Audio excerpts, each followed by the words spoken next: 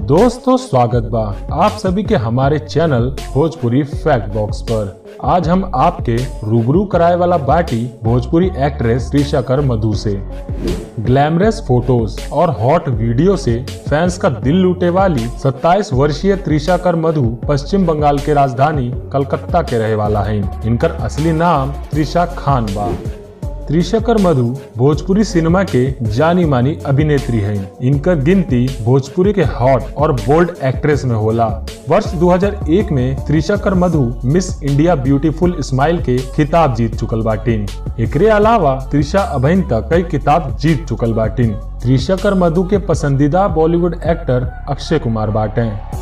जानकारी खातिर बता दे कि त्रिशा कर मधु कोलकाता के आशुतोष कॉलेज से ग्रेजुएशन कैले बाटिन। अपन पढ़ाई के बाद त्रिशा क्रिमिनल साइकोलॉजिस्ट बनल चाहत रहलिन, लेकिन फिर ई अपन रुख मॉडलिंग के ओर कई लेहलिन। ये अपन करियर के शुरुआत हम है हिंदुस्तानी सीरियल से शुरू कैलिन। ओकरे बाद त्रिशा साल 1999 में तमिल फिल्म जोड़ी से फिल्मी करियर के शुरुआत कैलिन।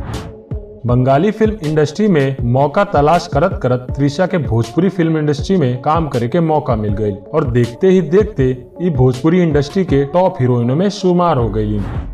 दोस्तों ई तो आप सब जानते हो कब कि एक्ट्रेस त्रिशा मधु के एक महीना पहले ही MMS वायरल भइल रहल। तब सोशल मीडिया पे त्रिशा कर मधु के वायरल वीडियो ट्रेंड में रहल। अब एक बार फिर से त्रिशा कर मधु के वीडियो खूब जोरों शोरों से सर्च करल जात बा। अब की बेर इनकर नाम सुपरस्टार पवन सिंह के साथ जुड़ रहल बा। अब ई बात में कितना सच्चाई बा और ना ही वो तो खुद त्रिशा ही बता पाई हैं। भोजपुरी के ई हॉट एक्ट्रेस यही चलते एक बार फिर से लगातार सर्च में बनल बाटिन और एक बार फिर से त्रिशा कर मधु ट्रेंड कर रहल बाटिन। हम आप सभी के बता दें कि YouTube पे लगभग 10 मिलियन से भी ज्यादा लोग इनका लेटेस्ट ट्रेंड के चलते वीडियो सर्च कर चुकल बाटे।